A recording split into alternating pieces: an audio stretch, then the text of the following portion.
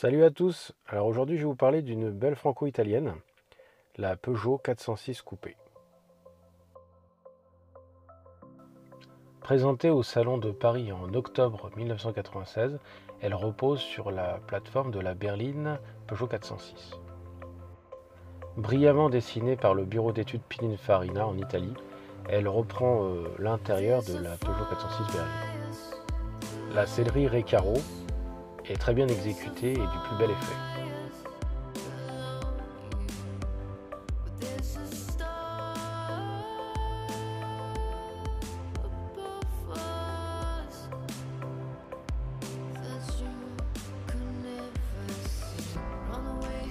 Notez la présence de jantes BBS et du sigle Pininfarina de chaque côté du véhicule.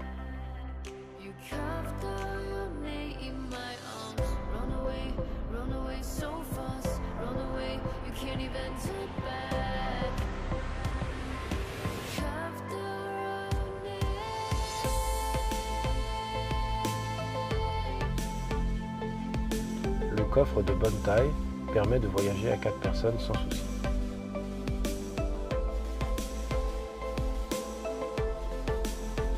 La ligne de la Peugeot 406 rappelle celle de la Ferrari 456, dessinée à la même époque par l'illustre Pininfarina.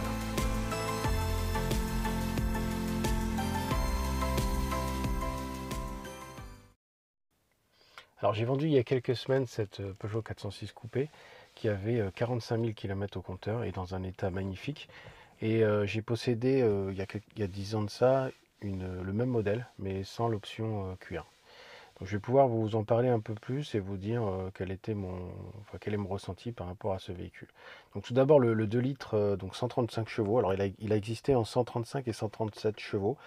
Donc le 135 de première génération, c'est un moteur qui a déjà fait ses preuves hein, sur pas mal de véhicules, les 306, enfin toute la gamme Peugeot des années 90, très fiable. Donc vraiment, moi j'ai eu aucun souci avec ce moteur. Il est réputé robuste et je peux dire que la réputation est vraiment, est vraiment pas usurpée. Donc le moteur, son code c'est XU pour les puristes Peugeot. Donc vraiment voilà, un très bon moteur. Alors le seul petit inconvénient de ce moteur-là, c'est qu'il était d'une génération précédente et donc il avait quand même une consommation qui était assez importante pour l'époque. Bon, 10 litres, il faut compter 10 litres au 100 en moyenne sur ce véhicule. Il était un peu bruyant également, donc dans les tours, bon, c'était une boîte 5, j'avais une boîte mécanique 5 vitesses, donc il manquait une sixième. Et à 130, c'est vrai que le moteur était bien présent dans l'habitacle. Par contre, c'était vraiment un véhicule routier, très confortable, avec une tenue de route vraiment exemplaire pour l'époque. Hein, toujours, il faut resituer ça dans son contexte. La finition intérieure, bien aussi par rapport à ce qui se faisait, notamment chez BMW et E36. On avait vraiment quelque chose qui était plus qualitatif que chez BM, que les BM de l'époque. Bon, avec la E46, BMW a rattrapé le coup derrière. Voilà, donc vraiment un bon souvenir sur ce véhicule.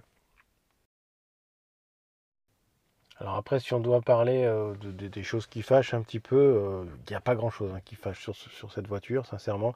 Bon, le cuir a tendance à s'user sur le montant, donc ça, moi j'avais pas le cas parce qu'elle était vraiment très faiblement kilométrée.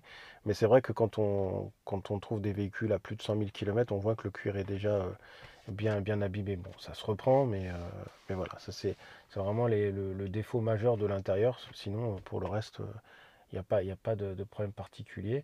Bon, alors après, il y a les premiers modèles, donc à partir de 98 jusqu'à 2000, 2001, sans multiplexage, donc c'était un petit peu plus, on va dire, fiable que ceux d'après, puisque les débuts du multiplexage, et ça, toutes les marques l'ont vécu, il y a eu quelques petits soucis, on va dire, d'électronique avec les calculateurs.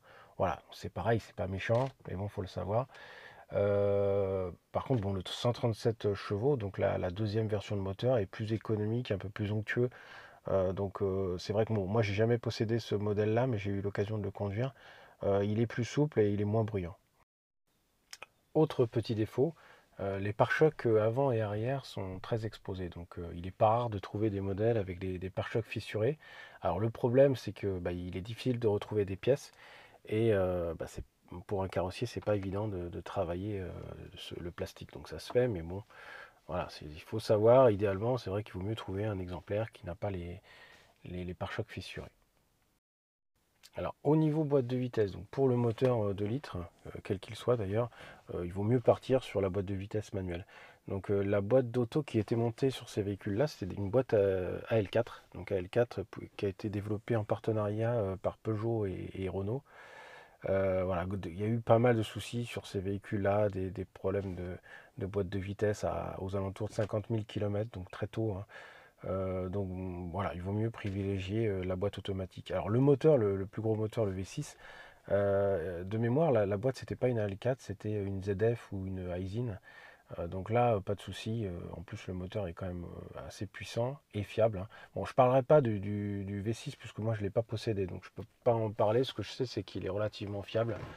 Et, euh, et voilà, donc il est souvent couplé à une boîte auto, mais là pour le coup, pas de souci.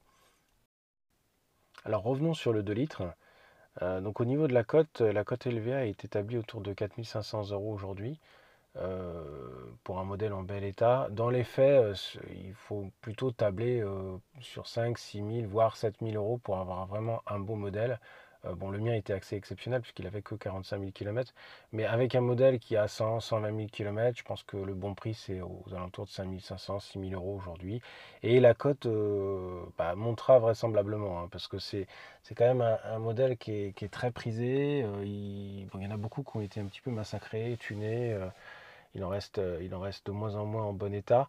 Donc si on se cale sur la 504 coupé Pininfarina et sa cote actuelle, alors ça a pris du temps, c'est une voiture des années 70 qui cote aujourd'hui dans les 20 000 €. Bon, je pense qu'on y sera, hein, sur la 406, c'est une question de temps, il faut être patient.